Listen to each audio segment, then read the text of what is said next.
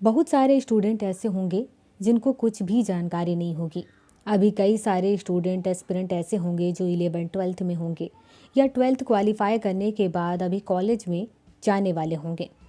तो ऐसे स्टूडेंट्स में से कई सारे स्टूडेंट्स ऐसे होते हैं जो ये चाहते हैं कि वो डिप्टी कलेक्टर बने या डीएसपी बने, तहसीलदार बने।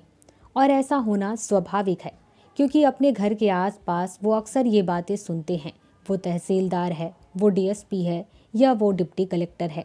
लेकिन उनको कुछ भी नहीं पता होता है कि ये कैसे बना जाता है, कौन सा एग्ज़ाम दिया जाता है, किस तरीके से सारी चीज़ें होती हैं। तो आज आपको सारी चीज़ें बताऊंगी। अब जैसे कि आप शॉर्ट में सारी चीज़ें पता करे रखें, मतलब क्यों कि आप किसी को अगर समझाना चाहते हैं, किसी को बताना चाहते हैं, तो आप कुछ ही लाइनों में सारी चीज़ें उन्हें समझा सकें। वैसे ही आज के इस वीडियो में आपको मैं समझाना चाहूँगी। अब आपको डिप्टी कलेक्टर या डीएसपी बनने के लिए आपको पीएससी के द्वारा एक एग्ज़ाम कराया जाता है जिसे स्टेट सर्विस एग्ज़ाम कहा जाता है। उस एग्ज़ाम को अटेंड करना होगा। पीएससी का फुल फॉर्म होता है पब्लिक सर्विस कमीशन, जिसे हिंदी में लोक सेवा आयोग कहते हैं। इसके साथ ही आपको बताना चाहूँगी कि हर राज्य का लोक सेवा आयोग अलग अलग होता है। अगर आप मध्य प्रदेश से हैं तो वहाँ पर मध्य प्रदेश लोक सेवा आयोग होगा। अगर आप बिहार से हैं तो वहाँ पर बिहार लोक सेवा आयोग होगा। इस तरीके से अलग अलग राज्य का अपना अपना पीएससी है।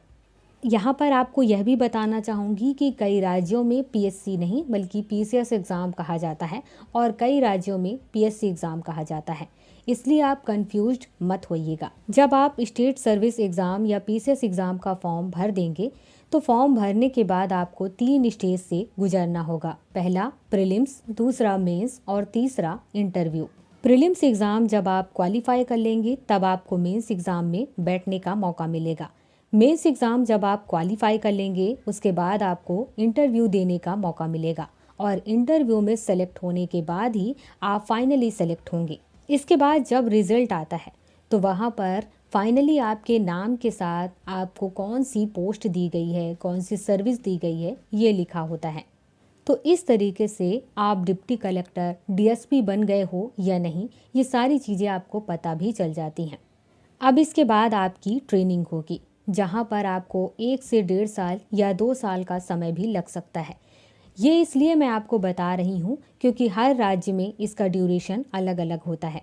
लेकिन इसके साथ ही आपको यह बताना चाहूँगी कि हर राज्य में अपने अपने डिप्टी कलेक्टर, डीएसपी का ट्रेनिंग करने के लिए अपना अपना इंस्टीट्यूट है। उनको बाहर कहीं और जाने की ज़रूरत नहीं होती है।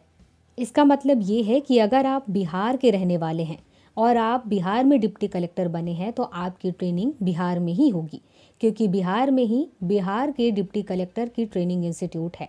इसके बाद जब आपकी ट्रेनिंग कंप्लीट हो जाएगी उसके बाद आपको घर भेजा जाएगा और फाइनली आपको जहाँ पर पोस्टिंग दी जाएगी वहाँ पर आप काम करने के लिए जाएंगे। दोस्तों, अगर आप इस टॉपिक पर डीपली नॉलेज चाहते हैं तो आपको ज़्यादा कुछ नहीं करना है। हमारे चैनल में प्लेलिस्ट बना हुआ है, आप डिप्टी कलेक्टर के प्लेलिस्ट में जाकर सभी जानकारी ले सकते हैं। और अगर आपको अपने राज्य के पीएससी के बारे में डीपली नॉलेज चाहिए तो आप पीएससी के प्लेलिस्ट में जाइए अपने राज्य के अकॉर्डिंग और वहाँ पर आप सभी नॉलेज ले सकते हैं।